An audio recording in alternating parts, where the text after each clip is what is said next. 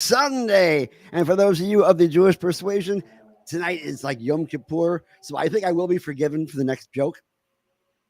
Okay, so a late early boomer and a late boomer and a millennial walk into a durable medical goods supply. This is a good way to start out a joke. Anyways, so the late boomer says, "See that CPAP thing right there? We invented that because we pushed high fructose corn syrup and nicotine down your throat for the last 30 years, so you need this thing." And the millennial looks at it and says, "That's great, but what is the profit margin on that thing?" And the late boomer rather, that's me, says, "Wait a minute, I got three questions for you. Number one, can you make a bong out of that thing? Number two, do you have any Doritos? And number three, hey, can we jump into a rotation?" Oh, I put my finger over the beep button and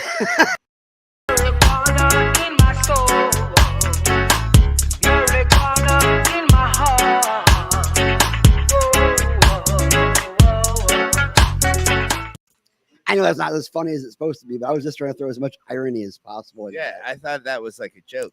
It is kind of. I thought you were gonna be like an actual what do you call it, millennial? What are you, a boomer? I've been told I am a late boomer. And you were gonna say something like oddly offensive, and I was gonna beep it. I was going to originally make the first one a greatest generation, but I just figure late boomer, early boomers, because they're out there too. Because there is, a difference between the early boomers and the late boomers, right? You don't know about that shit. I don't know about that. Well, you guys are all old. And the reason I brought it up is because we're talking about generational issues right now today, because we have a guest who is part of that Gen Z. That's, the one at the other end of the spectrum that everybody's saying, whoa, what are those guys doing down there? That's right. The ones who get millennials get all the blame for it. But it's like, hey, millennials, we're 40 now. We have home loans. For those of us who don't have student loans. Yeah, most of you are still paying off your student loan. I'm still paying off my student loan. I graduated from Hopkins in 2002 with my master's, and I think I paid like $90,000 left, give or take. So, Gary, I think that's perfect. You graduated Hopkins 2002 with your master's in public health. In 2002, I thought you graduated like in the 70s or something. Well, that was my bachelor's degree. I decided to go back and finish the job. Oh, okay. Carlos, what year did you get your master's in business? 2011. Okay, I got my master's in public administration in 2013, which makes us the masters of cannabis, y'all. Hey, there you go. As a matter of fact, that is kind of like the intro, only kind of backwards. But Indeed. But today we have a very special guest, the youngest elected official in Orange County from the Soil and Water Conservation Board and candidate for State House in District 37, Nate Douglas. Nate, welcome to the show. Hello, I'm glad to be here. Thanks for inviting me. You need the applause button at least. Oh shit. It's like weird. Like nobody introduced that. Like I don't know. This is a strange beginning, but that's all right. We work in strange ways. That's because we are semi-professional. Yeah, and I've been looking forward to this because I look at the legislature in Florida. I count how many folks have gray hair versus actually still have hair versus actually have hair of various colors, and I say, I think it's time for a change. I think for the colors to change. It's the fall, right? You wait for the colors to change. Let's wait for the hair colors to change because too many damn gray-haired folks in the legislature with too much green sticking out of their pockets, which is basically the way it is. Now, Chris, didn't you once run for soil and commissioner over here in Hillsborough County once upon a time? Well, I ran for State House in 2010. After I finished my internship in the State House, and I realized that even as a 25-year-old a person with a undergrad degree, I was still smarter than half of those guys there, and definitely 99% is less corrupt as them. So I thought, maybe we could take a crack at that. But yeah, I found that soil and water was always a great way to have your name on the ballot for only $25 in a countywide race. So it always gave you a good barometer of where you stood, and to let you know where you're strong at, where you're not. Nate actually got elected and set history, becoming the youngest elected in Orange County by getting elected to soil and water. So Nate, the soil and water boards people don't realize those are holdovers from, the Great Depression and the Dust Bowl. And, President Roosevelt really wanted to make sure that we didn't have another Dust Bowl. So they set up these soil and water boards. So, the one in Hillsborough County, the biggest claim to fame is, they pretty much get to judge the 6th grade science projects at the state fair. So tell us a little bit about, how you've made being a soil and water board conservation member your own. What have you done with the office, and how have you liked it so far? Yeah, so prior to joining the Soil and Water Conservation District, the board was almost like defunct. There wasn't anything going on. There were events weren't being attended. We had members who were missing quorum. I mean, we barely even met quorum. So that was one of the problems with soil and water. In fact, there were numerous articles written about it that said, this year we're not even going to shout out candidates or endorse right now because, it's not like the Orange Soil and Water Conservation Board is even active right now. So by the time I got elected, and then a couple of my other, partners in crime that got elected as well, we were a relatively young board that was excited to do more things. So we were very active. We passed resolutions. We passed long-term goals. We worked with our NRCS. We worked with our county as well. But one of the problems that we found that we ran into, and that's a problem with soil and water conservation districts in Florida in general. You look at soil and water conservation districts in other states, they actually have funding. So they have offices, they have meetings. Over here, we don't have funding. In fact, what we ran into was a government that was not only defunding us, but also actively trying to get rid of us because they didn't like progressive voices on that board that were standing up against big developments in their areas. So that's issues we ran into. But luckily, under us, Soil and Water actually ended up gaining more recognition and doing more around the community and fundraising a bit more as well. Well, that's great because the Soil and Water Commission Network is one of those things where you realize that if you ignore a organization long enough, where the problem that they're trying to solve actually does become bigger, and eventually it becomes a real situation where you have to activate that organization. Kind of the same thing with Jimmy Petronas in the insurance industry here in the state of Florida. He ignored it long enough for it to become a major problem. Yep. So I'm glad that you're in there. I think that I always saw that as a great stepping stone towards the Commissioner of Agriculture. But you're taking that next step and going into the legislature, and you're going after House District 37. And who is in the House District 37 before you? So the person in House District 37 right now is Republican Susan Placencia, who has voted to defund our public education, who has voted for Don't Say Gay, who has also stood up for banning those books. And by the way, she is Moms for Liberty as well. You got to love Moms for Liberty. I've never known of a female Nazi group before that was so active. What Moms for Liberty? It's I like to call them Clan Karenhood. There it is. That's the easiest way to describe their agenda. They are a bunch of clan Karens who think that gay people are grooming children and that we should ban books in schools like Handmaid's Tale and To Kill a Mockingbird. And I'm like, well, clearly you didn't read either of those books because you missed the point.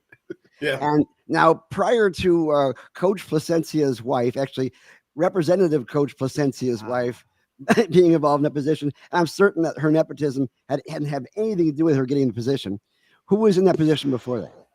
So the person who was in that seat beforehand is the first openly gay Latino legislator in Florida, which was Carlos Guillermo Smith.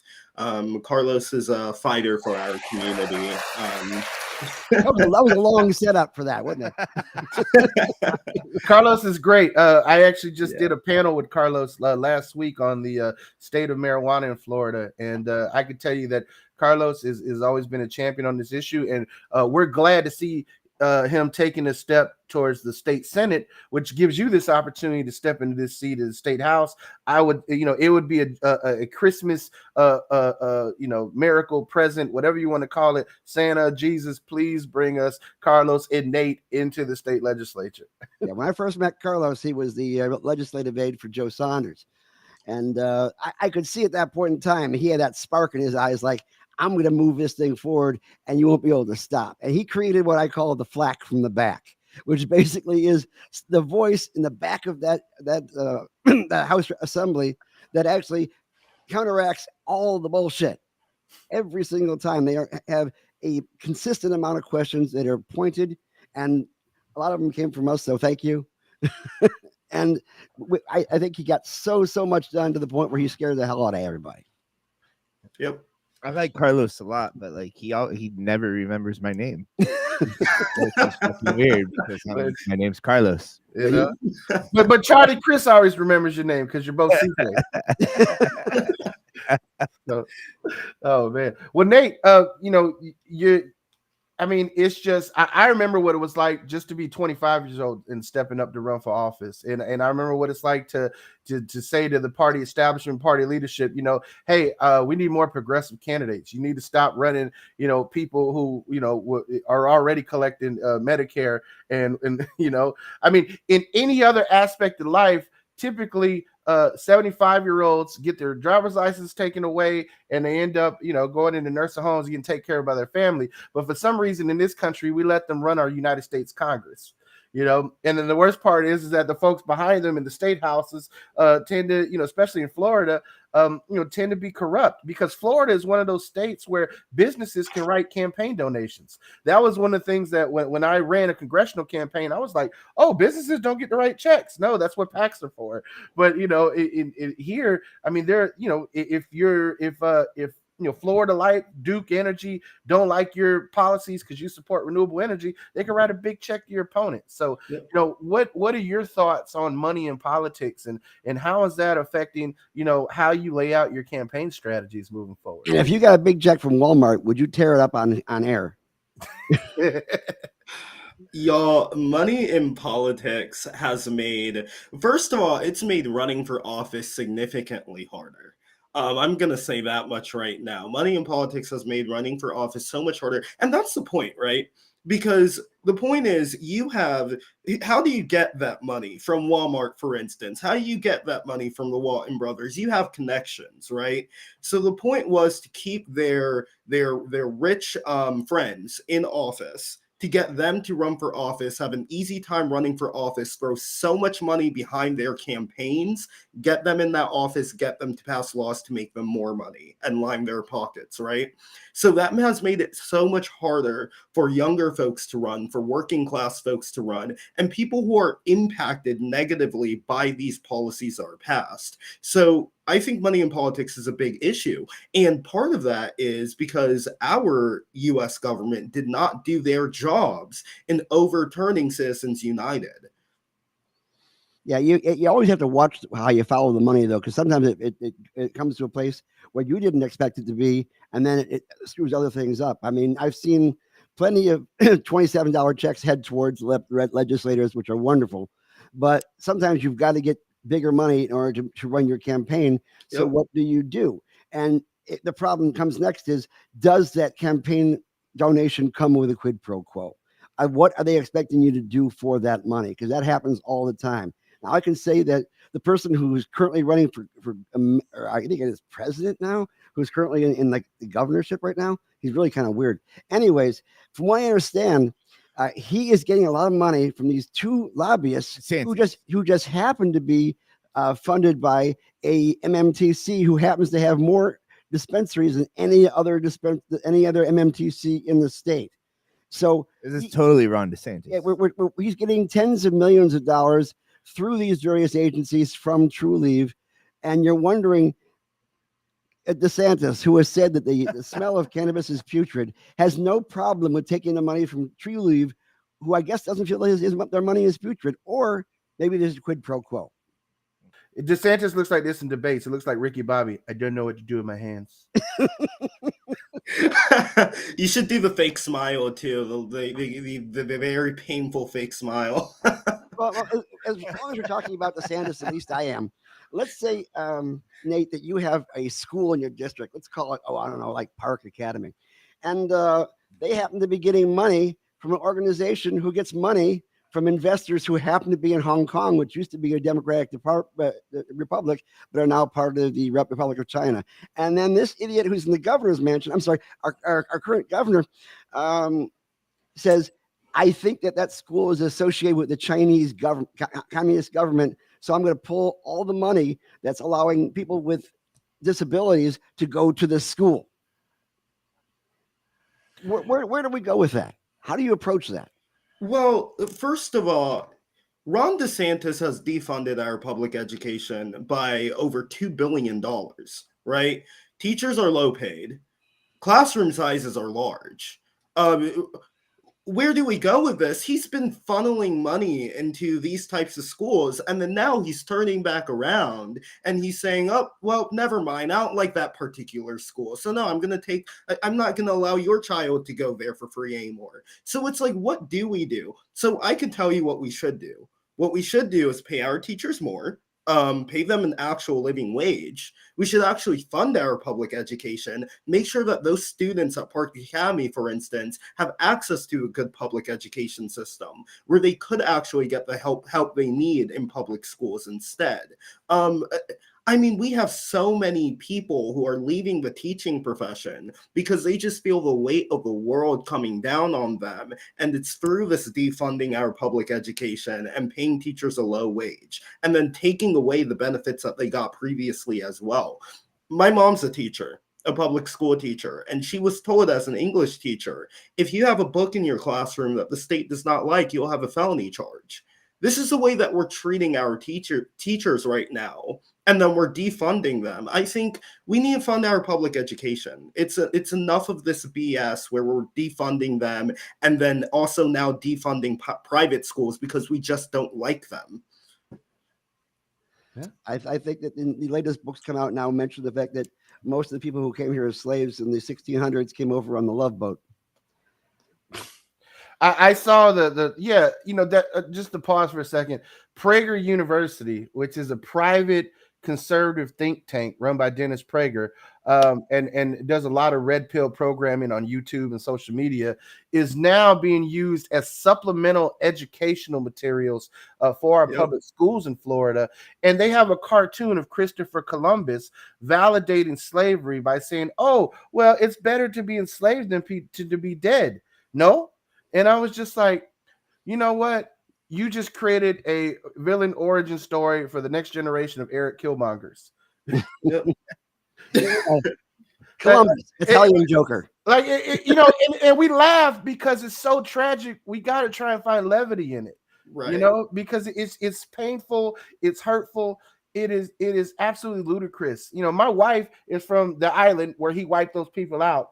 And then, because they wiped out the population, then they got to start to import folks from Africa as slaves. The Dominican Republic has been the center, in Haiti. Hispaniola as an island has been the center of the colonial struggle for the past 500 years in this hemisphere. And to see, a place that is so diverse, that has so many people of color, and yet colorism reigns supreme, in that country, and political corruption. And then you look at our own, and you see that the type of policies that we've carried out directly relate to the issues that the Republicans are always harping on about. They're saying, oh, we got all these folks coming over the border. I was like, well, why did you support regimes that starve people throughout Latin America for the past 70 years? And then wonder why people come to the place that you advertise as the land of milk and honey and the land of the free. And then when those people want the freedom, you slam the gate shut and you put drones and dogs and spikes and everything you can to prevent people. And then the people who do get here, you make the process so ridiculous with paperwork and just, it's just ludicrous if how the hypocrisy that we see. And Nate, how do you sleep at night And, I know you emailed me at 2:30 in the morning last night, so obviously you're not sleeping as much as you should. But like, your generation, right? Like I'm a millennial, I'm an elder millennial. We still, I want to say, in a lot of ways, have hope that we can save the planet. But your generation is the first to be given the knowledge that, hey, we could save the planet, but the people with money aren't going to do that. How does that make you feel? It feels awful. I'm one of the co-founders. Speaking of saving the planet, I mean, I'm one of the co-founders of Sunrise Movement Orlando, which is a youth-led climate advocacy group. And so many of the things, like, we're trying our best to make sure that we get certain legislation passed to protect our environment, protect our clean drinking water. And we just get so much pushback from these big guys with the money that you're talking about. It's hard to sleep at night when you think about that, but that's why I'm running, to kind of make that change, to kind of, to slowly chip away at that power and build a movement here of younger folks with the issues that we care about, which is climate change, which is making sure that people aren't going sent off to jail because they have like a few ounces of marijuana in their bag. Like, I mean, we're fighting to make a difference here. The only way I sleep at night is knowing that I have a community that's actually fighting with me, that's actively behind me, pushing me forward, pushing others forward. One of the main issues. I love your generation. You just said a few ounces. I'm like, man, we were just trying to get a few joints legal, but I like the way the next generation is thinking. You guys are progressive, and we love it. But you're right. The war on drugs has been probably the most absurd American policy that we have seen, because it's something we've exported to other countries, and in other countries, cannabis has been central to their culture for thousands of years, and yet when they're not having like a holy day where they can get access to it, it's cracked down upon. You see it as an excuse to export American style police brutality all over the globe. You see it as an excuse to surveil on citizens. And I'm just happy that we do have progressive folks from the next generation stepping up to run all across this country, because as we see prohibition get chipped away at, what we're seeing is that things make sense. Like, the smell of marijuana in your car should not be an excuse for police to throw you in torture cuffs and flip your car over. Right. Those are the type of policies that we that we want to see, because we understand the war on drugs is the longest running war this country has ever fought, and it's the only war they fight against their own people. And the legislature here in Florida, as you see, is quite diverse. The question is, how much power does each faction have? Which Right. faction is actually being allowed to speak, and which faction is actually being listened to is hugely different. And I think that your predecessor, Carlos, did a lot in carving out a lot more listening posts, especially when it came to the arts, where people were starting to come to the realization that if we don't protect the money that goes towards the arts, it will go away. And I was wondering how much of that disappeared during that one term that Placencia was in there. Has anything gotten reversed of what Carlos had a chance to implement? Well, I'd be interested in looking at that as well. I know that I mean, ever since Susan Placencia did come into office, we did definitely lose a champion for the arts here. Now, one person we do still have, and I'm very grateful to have her fighting in the legislature for arts and culture, as well as Anna Escamani. So I know that she's not allowing all that funding to go to waste, but yeah, Susan Placencia, I mean, she's just been absent, though. It's not even a matter of, what are we reversing? I mean, what we're doing, she's voting against human rights at every turn. That's just a fact. She's voting for everyone to be able to carry a weapon without training, but she's never showing up in the community. She's never speaking to us about the issues that we actually care about. We don't have a representative at all. We just have a pawn for Governor Desantis. Well, if you get in the community, you may actually get response back from the community as to how they feel about what you're doing. So by separating yourself, you don't have to deal with that kind of flack. And I've seen that time and time again, especially in the last couple of years, where this whole concept of knocking out woke, whatever the hell that is at the time, legislation, and again, changing the narratives on in school books and things of that sort, and claiming that you're for parents' rights, and yet you just took away this last week the right of parents to get their kids into a good school Yep. in an area where the public schools aren't that great in Oviedo, but the private schools are outstanding. Probably that's why John Morgan lives out that way.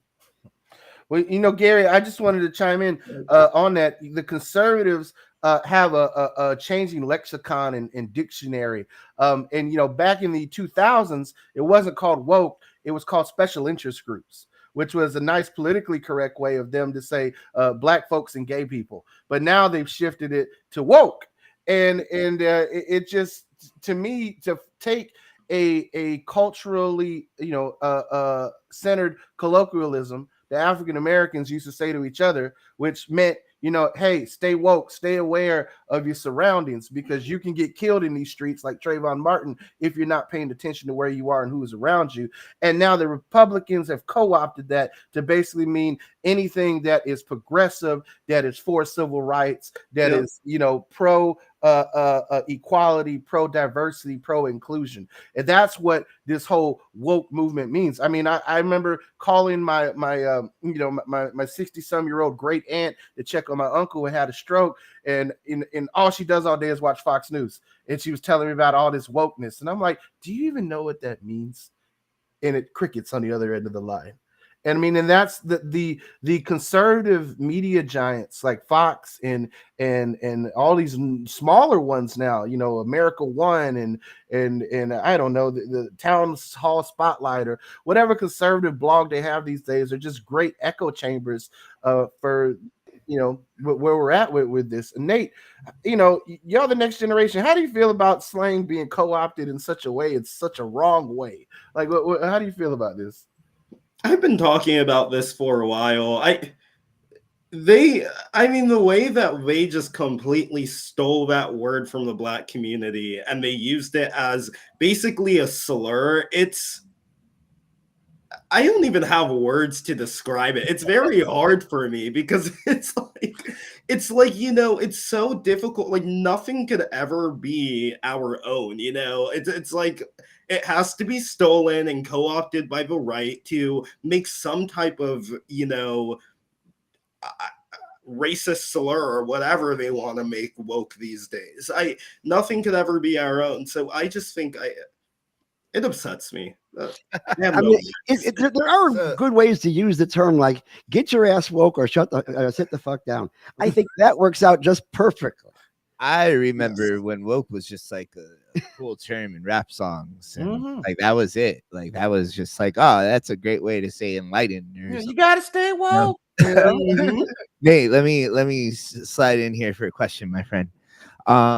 I've been sitting here listening to this whole conversation, and one thing I can definitely conclude is like, once you get elected, you got the work cut out for you. But one thing that I've noticed is that we're talking about everything except for marijuana, and quite honestly, like when I spent a lot of time in Tallahassee earlier this year, trying to push marijuana agendas and whatnot. And I don't know if that's the right way to say it, but whatever. But working with Normal and lobbying the legislature for marijuana reform. And one thing that I was met with was there's all this bullshit going on. Like they're trying to pass open, permitless carry right now. Like I don't have time to care about marijuana right now. We got to make sure that this whole place doesn't fucking collapse. How likely are we to see marijuana reform with what's going on now? Is there I know we have this amendment initiative, this petition initiative, and whether or not you like it, we're not too partial for it with this show, but like and part of the reason is because the people in power that would be regulating it are not very trustworthy. So we're worried, man. With everything going on, education and everything like that, let's focus on marijuana for a second. Do you think we could see some positive reform in this state? I have some hope for it. I just remember back, I think it was during, what was it? Someone correct me if I'm mistaken, but I think it was the 2020 elections when we saw medical marijuana, and 2016. most of us, it was 2020, right? 2016. 2016 was it, and most of us voted to, to have that. We were like, we're in favor of that. Most of us are in favor of going even further than that, but that was a good first step. And we have, I mean, a Republican legislature and Governor Desantis.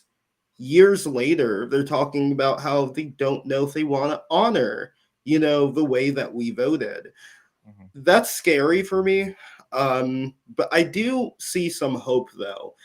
And I'm hoping that something does pass for good reform when it comes to this system. But I say good reform because I don't like just legalizing recreational marijuana and then saying, okay, that's it. We've done enough.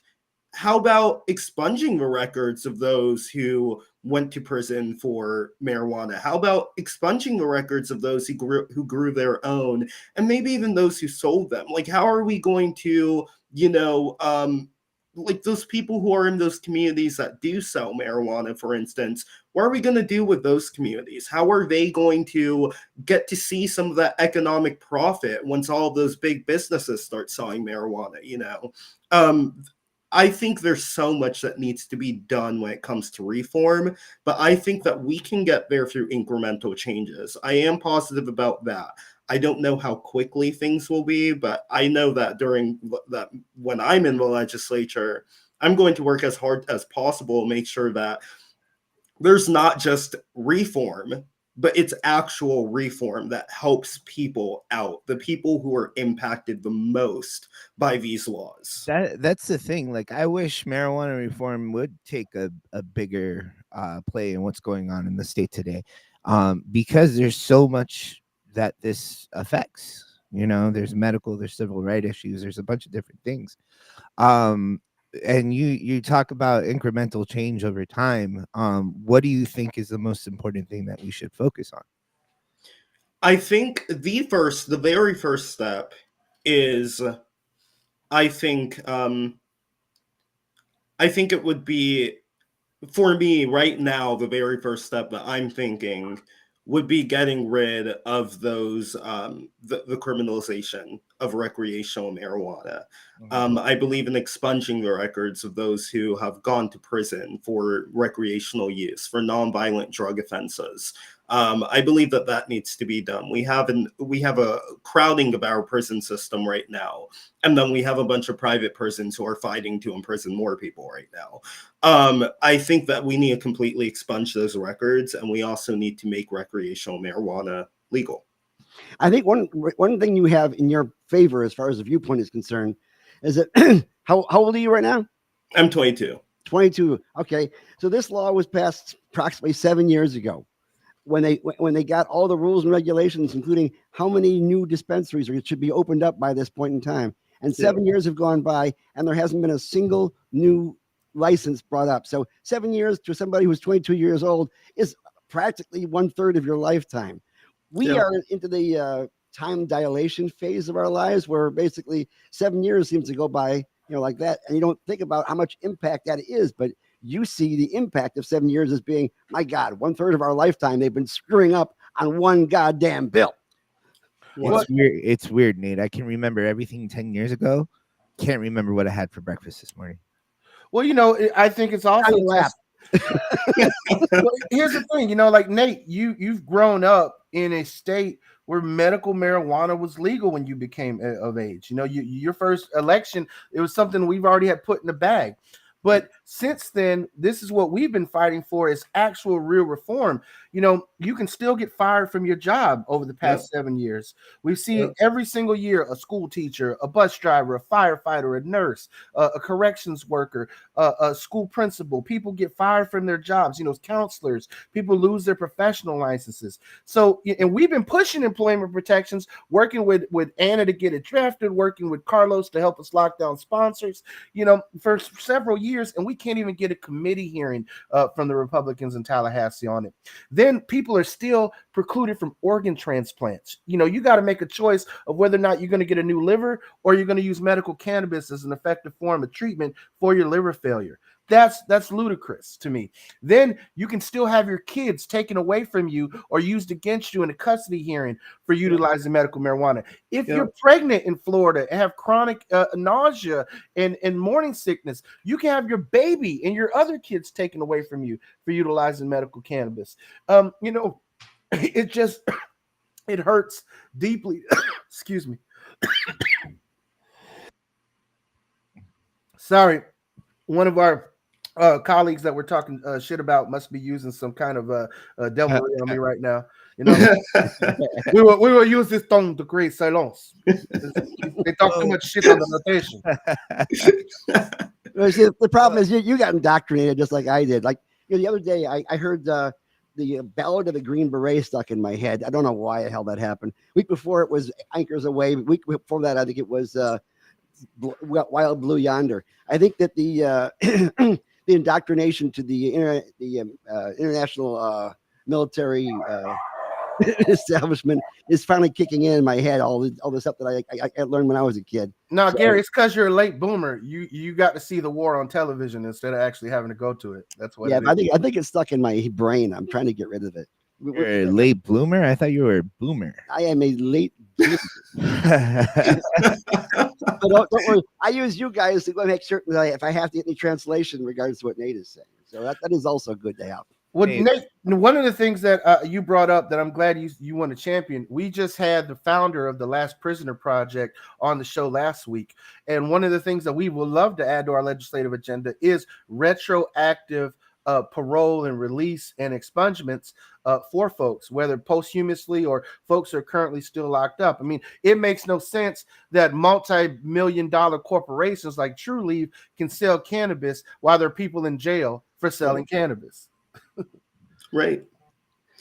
That's a feature of the system. That is how our criminal justice system has worked for a long time. You see that people at the bottom are making some money. You want to get into that business too. You're going to throw them in jail. You're going to open your own business across the street. And Nate, I think it's really important that we forgive past offenses or whatnot.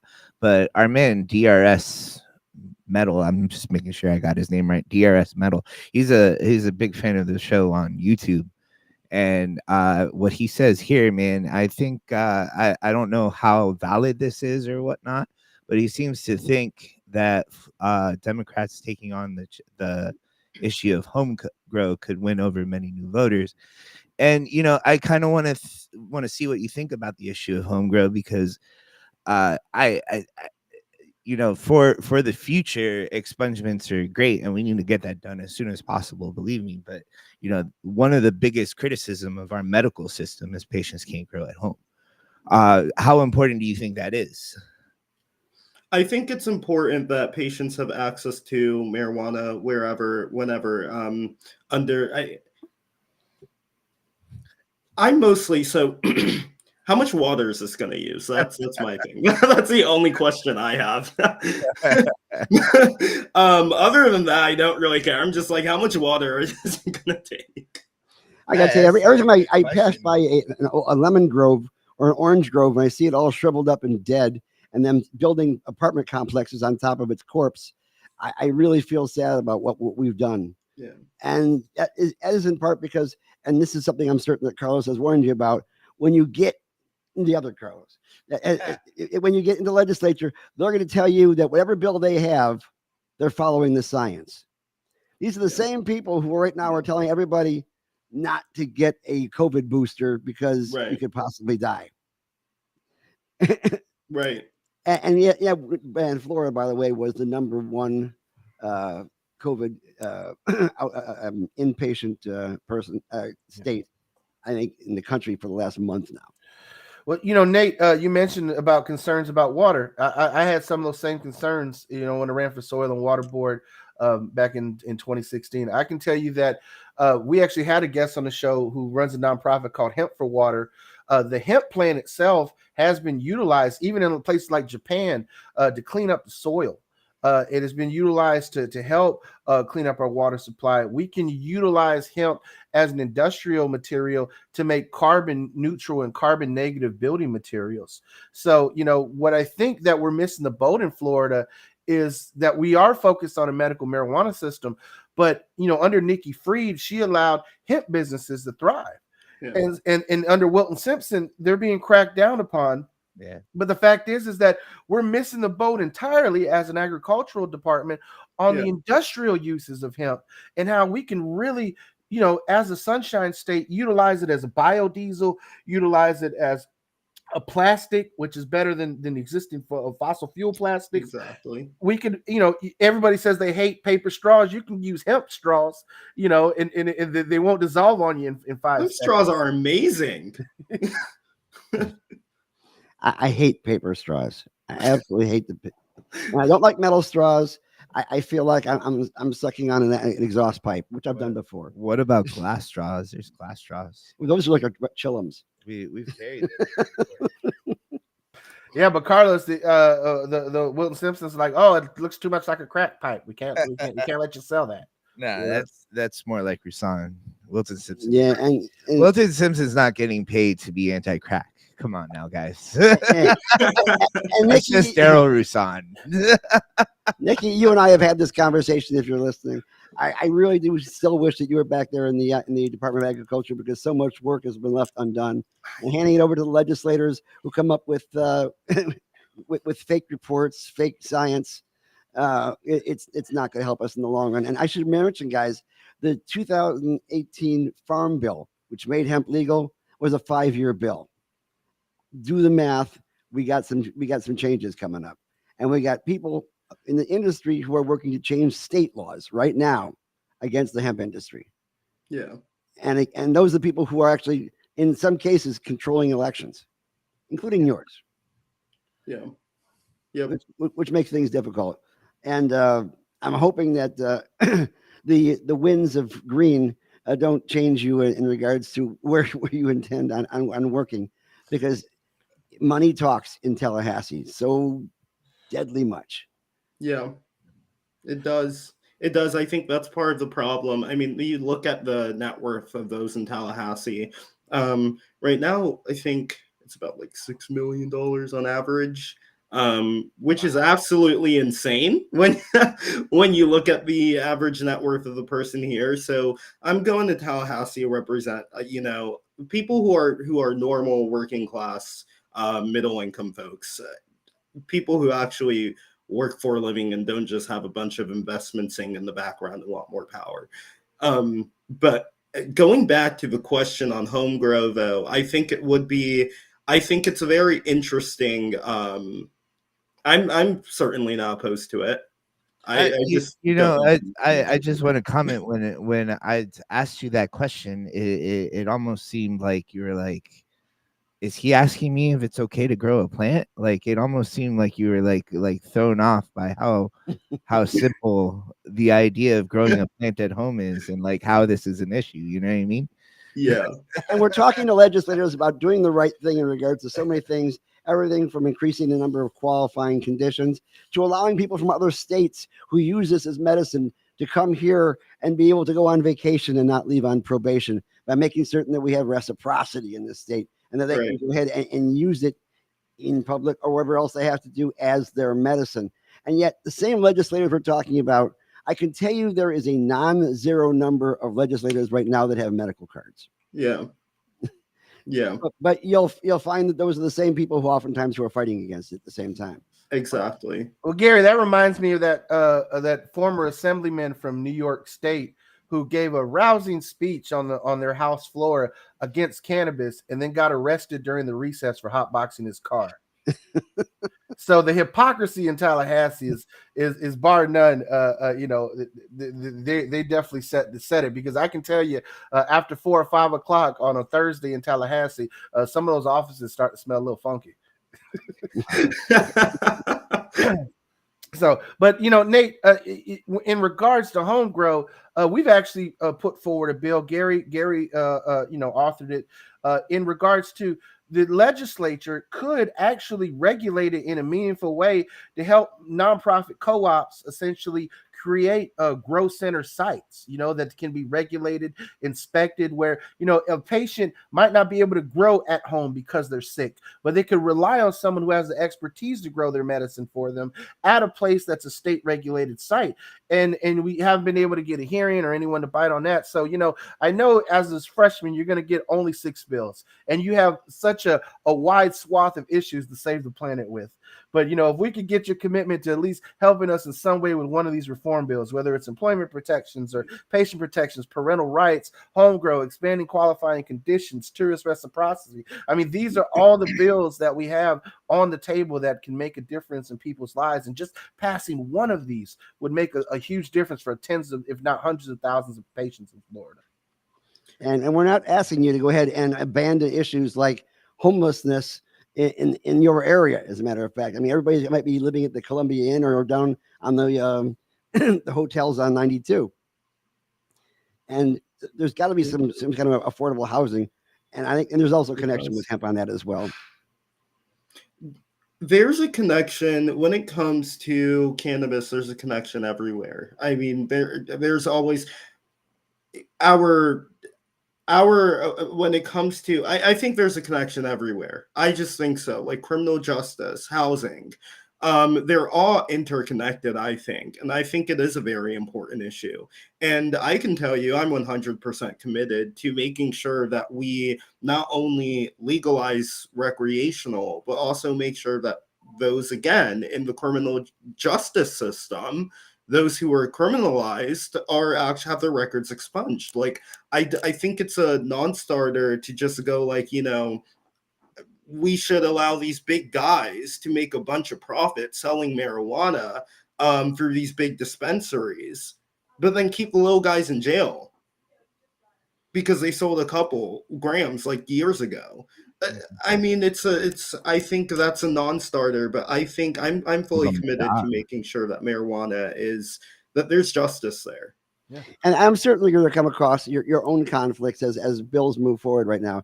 I mean, you're friends with Congressman Frost. I'm sure he doesn't mind hearing that being thrown out, that name being thrown out every once in a while, who did a fantastic job in actually getting a bill passed through the the executive branch this last week in regards to gun legislation is concerned. And we also are developing a gun bill ourselves to make sure that people can have a concealed carry if they want it, if they're using a medical card. Because that's one of those kind of disconnects that somebody has thought there's a nexus between a problem of having a concealed carry and being able to use a medical card. There really isn't. But I'm interested in hearing your thoughts on that.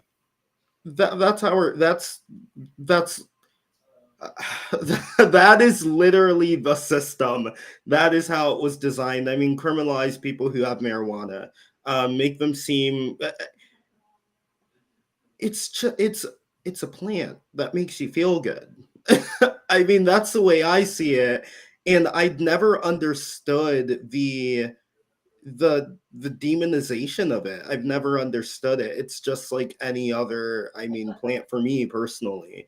I think that people should be able to use it. I mean, that shouldn't preclude you from being able to carry a firearm. What should preclude you from being able to carry a firearm is if you don't have any training and if you don't know how to use it.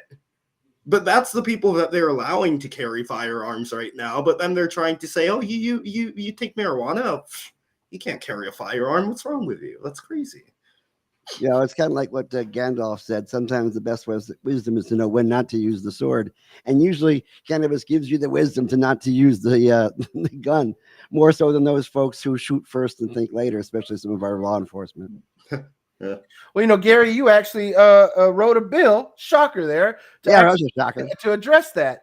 One of the bills that we had was to allow, our first responders who are off duty to be able to utilize cannabis and not lose their jobs as well. Because the fact is that firefighters, EMS, and police see some of the worst parts of humanity every day. You know, you see people broken apart, burned up, shot. You see children, damaged physically, emotionally, spiritually. And that takes a toll on people. We always talk about our veterans coming home with PTSD, but these people clock out at the end of the day and come home literally with PTSD. And cannabis has been shown to be one of the most effective treatment options for folks with post-traumatic stress disorder. We firmly believe that our first responders should have access to it. It shouldn't preclude them or take them off the job. And who knows, maybe, if folks had the opportunity to utilize medical cannabis and not treat people who utilize it, in such a demonized manner, we might see less George Floyds in the world. We might see less, police brutality, among folks, because we need to see a change in the culture of policing in this country that the war on drugs has really done to militarize and demonize the population. I mean, you can't even go through a traffic stop, a simple roll through a stop sign or run a red light without, it turning into something bigger these days, depending on what complexion you have, or depending on whether or not a cop feels a certain way about the way your car smells. And I see, even in talking to the sheriffs directly, that there is some conflict there. I talked to Chronister, I talked to Gualteri, and I saw some beads of sweat coming down the sides of their heads when I was talking to them about the fact that they have people on their watch who are killing their own families because of PTSD that are their LEs under their watch. JD Grud, I can't talk to that man. I've tried as best I can. Chris, you've debated the man. You know that he comes from a whole different place where anything can be put on a foam core and broadcast in front of a whole bunch of people, and that's the end of it. I'll say this about Grady, Gary. I would not demonize Grady Judd, because the one thing about Grady is you get what you get with him. He toes the line of what the letter of the law is. If people like Nate get into Tallahassee and change the laws, he will be committed to carry them out as prescribed. And that's the difference between Grady and some of these other sheriffs, is that, he's not going to do any more than the law says he needs to do. So if you want to address these issues of, traffic stops resulting in brown and black people having disproportionate negative interactions, then we need to do things in Florida like remove the smell of cannabis as probable cause for a search, which is what they've done in Maryland, what they've done in Virginia, what the Supreme Court of Minnesota recently ruled on. We got to change how cannabis is policed and investigated. The fact is that even cannabis on a large scale manner, people who sell it are not Pablo Escobar's. The money is in other narcotics. It is clearly in coke, fentanyl, heroin. It is not cannabis. No one has ever gotten rich to be a multi-billionaire drug boss by selling nickel bags of weed. Yeah. Feel free to go after the chapitos. I learned that word from the trials this last week. Go after the chapitos, not after the immigrants who are trying to flee their country's poverty and violence. I'm just saying that's what's happening. I'm just saying the guy who, the guy who lives in rural Orange County, who happens to be the plug for maybe, Intercession City or something. Man, they serve all of like 50 people. When I was like 22 years old, I remember buying a bag, like buying a little bit of weight, and being like, "Man, this is it. I'm gonna make some good money selling marijuana."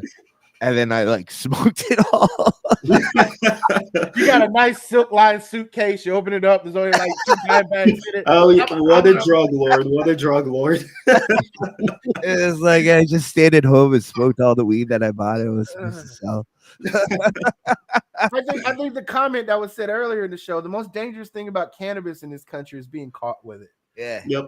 And that's where we're at. We really have to, NORML has done a great job, since 1970 of really changing how the public is shifted. I mean, you think less than 5% of the public when NORML was founded supported cannabis legalization.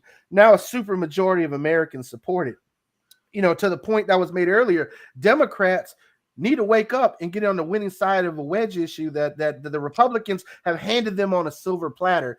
And, I tell you this, Nate, because Generation Z wasn't in the room at the time. Y'all were still in middle school and high school. But I can tell you that when I was at the Democratic Convention in 2016, supporting Amendment 2 was not something that the party establishment was going to do. It was only because I happened to have a small speech right before they did the big meeting where I called them out to their faces and said it. People are sick. People are dying. People are going to jail because their family members need access to this, and they're willing to do what it takes to make sure their family members can live healthy lives.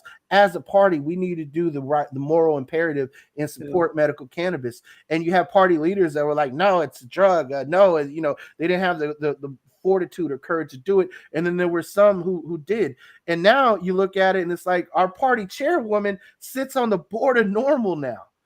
That is an amazing change just in my lifetime as an adult to see that just in the last decade. And now we have folks like you stepping up to run for office to be like, I don't even understand what the problem is. It's a plant. So I love the fact that the way you think, I love the optimism, and I love your commitment to actually making this a better state for us all. So best of luck to you. Why don't you tell the folks how they can get involved in your campaign, where they can do to support Nate Douglas for State House? Yeah, so go to my website, nateforflorida.com. You want to see these changes made in Tallahassee. Unfortunately, we talked about at the very beginning of this podcast, money is very active in politics. So my campaign, my very first month, we didn't accept any corporate donations. We don't have any PAC money. We just have money from folks like us in here. We just have grassroots money right now. So I need everyone who can to go to my website, nateforflorida.com, link below, and press the magical green button that says donate. And you have the opportunity to get the first Gen Zer in our state house, and someone who actually cares about the issues that we care about. Someone who doesn't see the problem with someone smoking a joint once in a while. Someone who sees a problem with cops stopping you and saying you have a smell of marijuana and handcuffing you. So donate to my campaign. That's the biggest way you can help. And then sign up to volunteer if you can't. And one other quick question, because I know you and I had discussed this earlier. How can other Gen Zs get more politically involved, like yourself? Yeah, so join different organizations, know the issues. That's really important. So for instance, I was one of the co-founders of Sunrise Movement Orlando, like I said earlier in the podcast.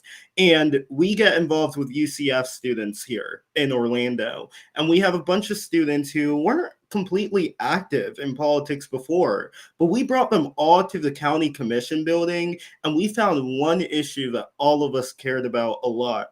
And we got the county commission to pass that issue. And they know us to this day on that issue, and then various other issues related to the environment.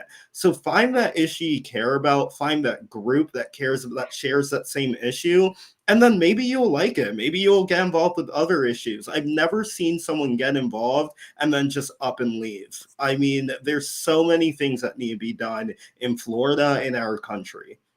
Nate, that is a perfect plug for what I'm going to say next. If you're looking for an organization to get involved in as a Zoomer, by all means, join us at NORML. Suncoast NORML, we have a membership that stretches from the Gulf Coast to the Space Coast throughout Central Florida and the I-4 corridor. Folks can go to suncoastnormal.org, become a member for only $25 a year.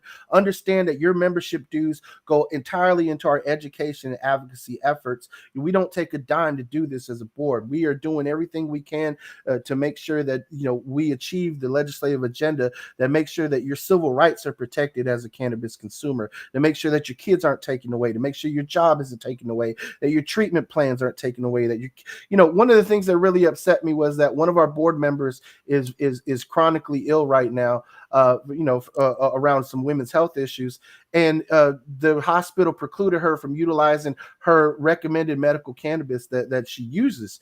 And it's to me, the fact that people are being arrested in our hospitals for utilizing a treatment plan that keeps them healthy on a daily basis. And then we have allies in the Middle East, like in Israel, who hospitals serve it to the patients. We are so far behind in this country when it comes to cannabis policy. They allow their reserve members of their military to utilize it. And then here we are, talking about first responders with PTSD being able to use it off hours, just not being fired from your job as a public employee for utilizing it. I mean, there's so many different things to address it. But if you want a place where you can have a spot where you can donate your time, your treasure, and your talent. Suncoast Normal is asking you folks there to like, subscribe, become members, share this podcast so we can continue to get the word out about amazing candidates like Nate. And of course, I think with all of that, it's time for the news, Carlos.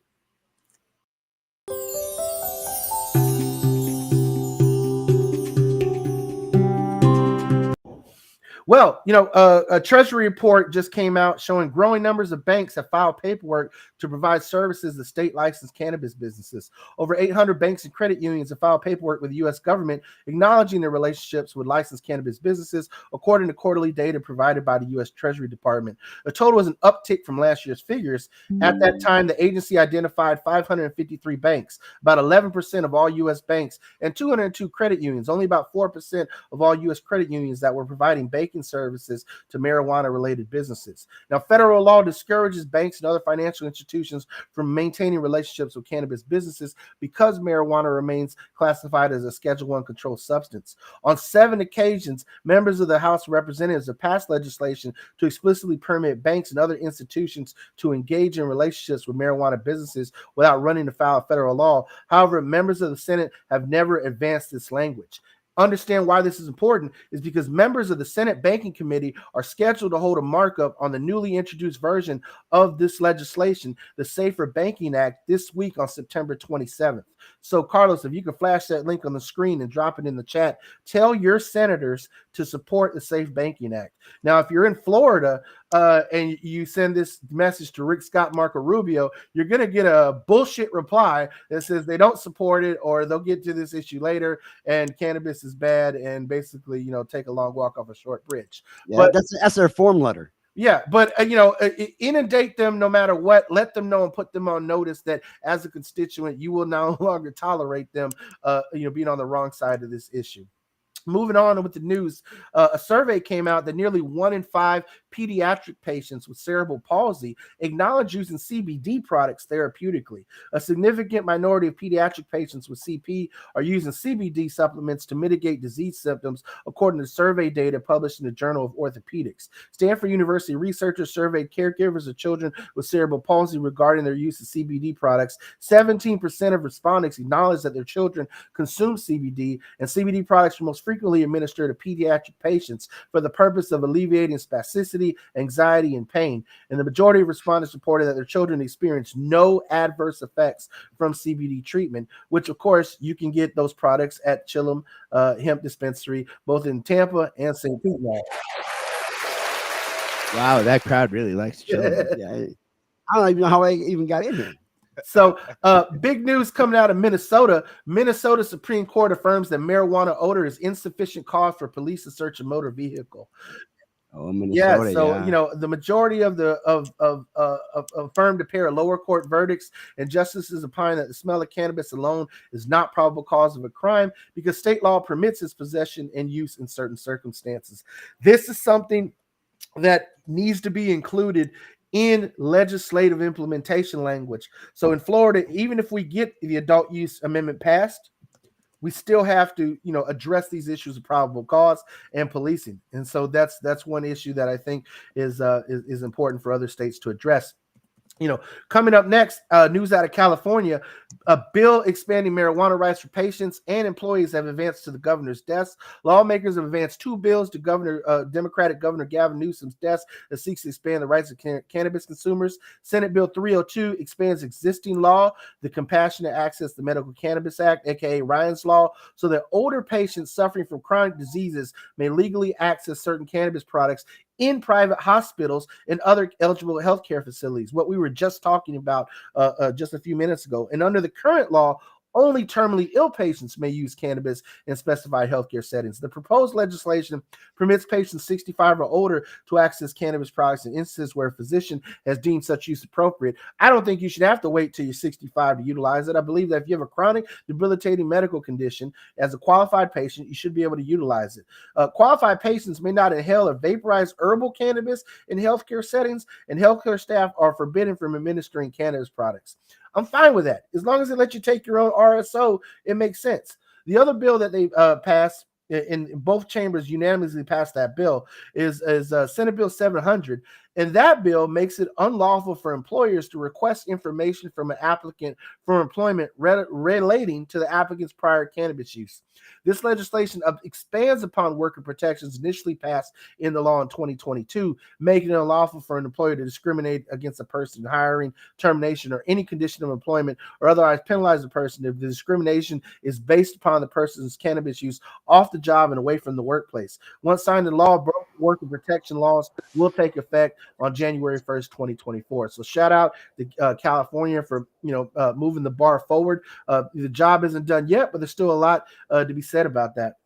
Now, looking at the opposite of where things are, coming out of Kentucky, police have arrested over 300,000 Kentuckians for violating state marijuana laws since 2002, according to analysis provided by the Kentucky Center for Economic Policy. Over 90% of those charged were accused of violating marijuana possession laws, a Class B misdemeanor punishable up to 45 days in jail and a criminal record. And about 59% of those charged with violating state marijuana laws were convicted. All told, 1 out of 10 of the 3.1 million people charged with a crime in Kentucky during this time period of the last 20 years, from June 2002 to July 2022, face cannabis charges. The report authors wrote, Kentucky should recognize the ongoing harms of incarceration-based approaches to begin moving toward a system that regulates and taxes cannabis use. So here we are, with this dichotomy of you have states like Kentucky still falling behind states like Kansas, and then you have states like California and Minnesota actually moving the bar forward. And it's not just liberal states. You see conservative states like Louisiana and Utah adopting worker protections and moving the ball forward. So we definitely have a lot to do. But, one of the most important things this week is it's go time for cannabis bills in Congress. Just this past week, the House Oversight Committee held a markup hearing on the Cure Act this past Wednesday. For those of you who don't know, the Cure Act, and Carlos, if you can flash that link and tell your representatives to support it, is House Resolution 5040, the Cannabis Users Restoration of Eligibility Act. This long overdue legislation limits federal agencies' consideration of cannabis use when making security clearance or federal employment suitability decisions, and allows those applicants who were previously denied employment or security clearances to appeal those decisions. Passage of the Cure Act would greatly diminish the discrimination that responsible cannabis consumers have long faced when trying to obtain federal jobs and security clearances, and would also improve both the operation of our federal agencies and national security by significantly expanding the talent pool that is eligible for these roles. I mean, hey, if you want to stop China from hacking, our sensitive cyber systems, then maybe that pothead who needs to utilize it for his anxiety or his ADHD, some of the best anti-hackers in the world utilize cannabis. It makes sense, for those who are veterans that have battlefield injuries or that you can see or you can't see, they utilize it for PTSD or pain. To think that they cannot go into the civilian sector to work for our own federal government, maintain their security clearances because they utilize medical cannabis is ludicrous. And so tell your representatives to support the Cure Act. Congress hopefully can avoid a shutdown by passing a budget this week, but these budget bills and these budget riders and amendments are so vitally important to our future. So tell them, to send a message to your senators to support the Safe Banking Act, send a message to your representatives to support the Cure Act, because this is where we're at. And I think that the U.S. House of Representatives Oversight Committee, they voted 30-14 in favor of this bipartisan legislation. And so, all in all, we got to make sure that cannabis consumers' civil rights are no longer trampled upon in this country. And this is the vehicles of legislation that is going to do it, that has support of both Republicans and Democrats. There still are hardliners in both chambers and Congress. But, again, supporting the next generation of candidates like Nate that we had on the show today, is important. We have one Zoomer in Congress with Maxwell Frost. We need more in the state House and the state Senate, like Nate Douglas. And I'm glad that we have some special elections coming up where we have pro-cannabis candidates, like Tom Keene, who's a Suncoast Normal member, who's running the special election in District 35. In a couple weeks, we'll have Johnny G. Farias, who's running for State House in Miami in District 118.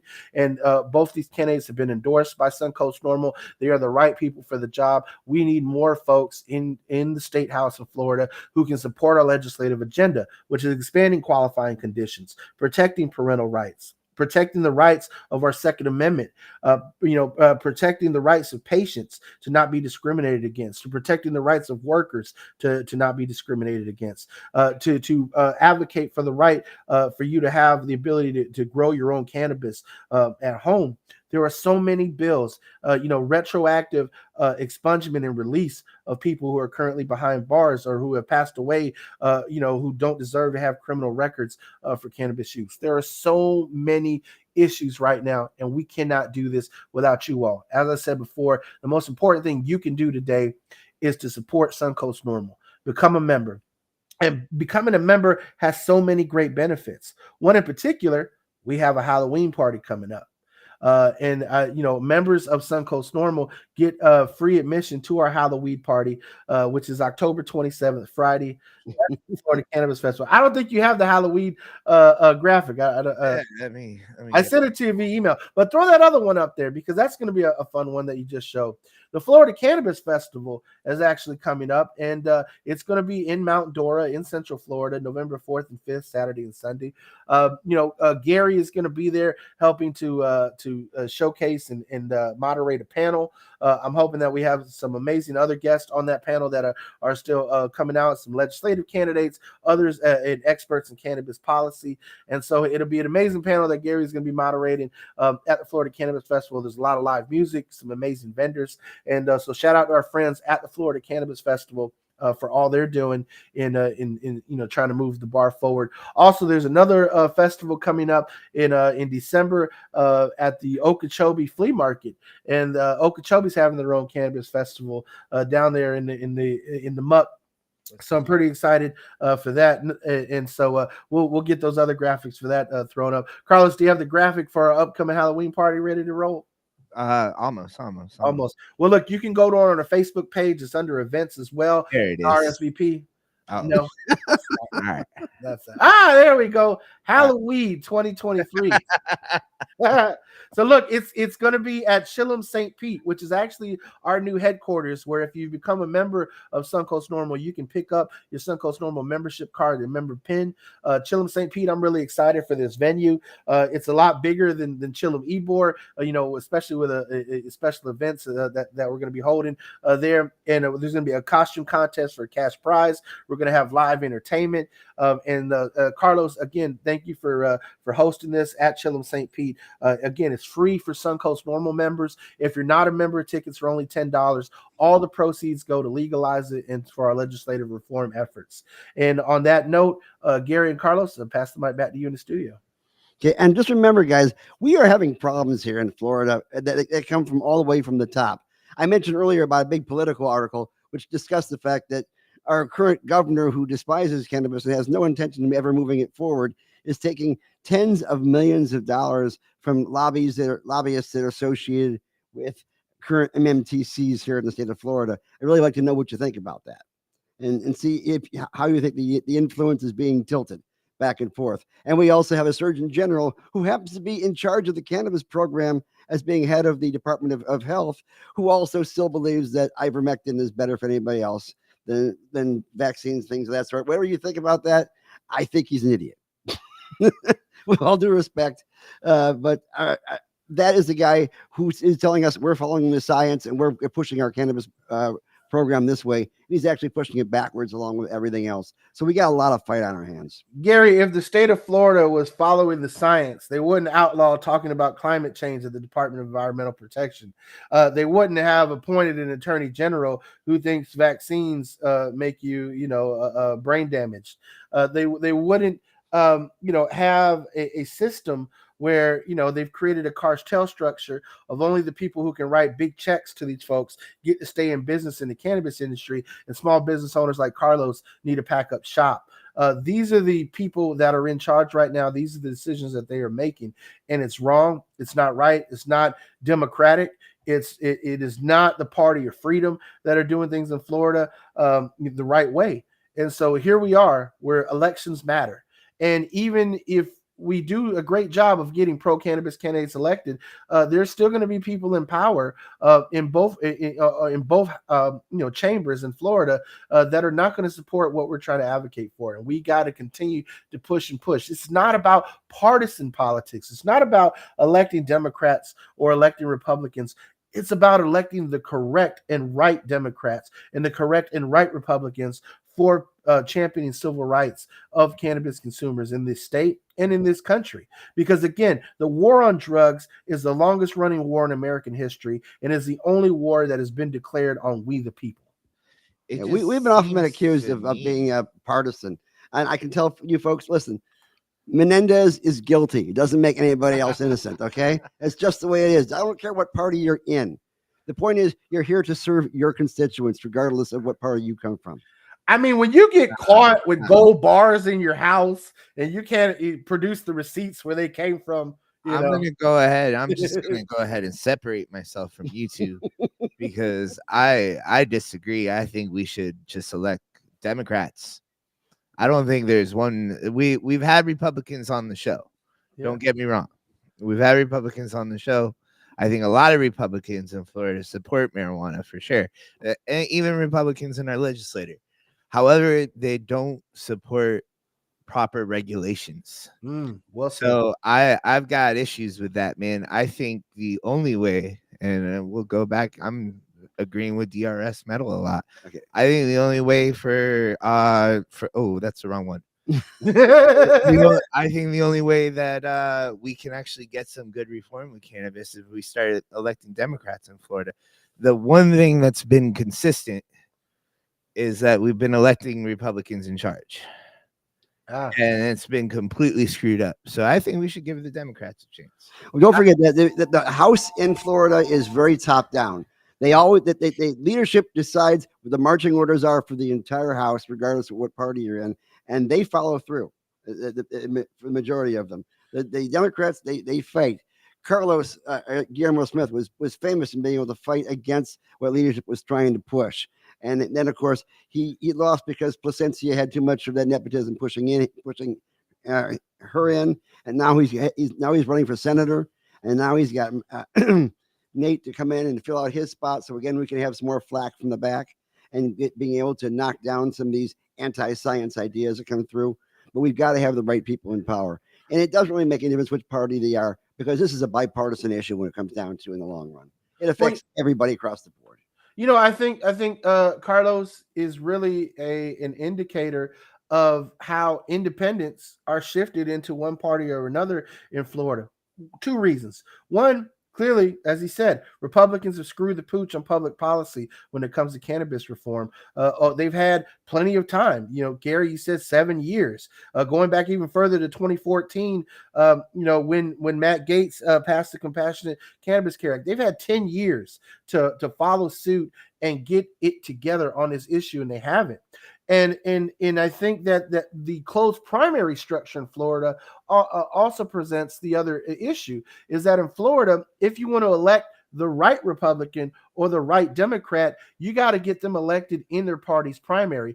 Carlos says, made a point about Democrats tend to be on the right side, but there are other Democrats like Debbie Wasserman Schultz, like Darrell Roussan, who have not been on the right side of cannabis issues in Florida. And only through either personal struggles or through major influence by the grassroots and even from the corporate sector have we seen these folks even evolve on these issues to be on the right side of things. And I think that is a major issue that we see. And then even when you do have folks on the other side of the aisle who got it together, on cannabis, you can't support them on 99% of the other issues because they're batshit crazy.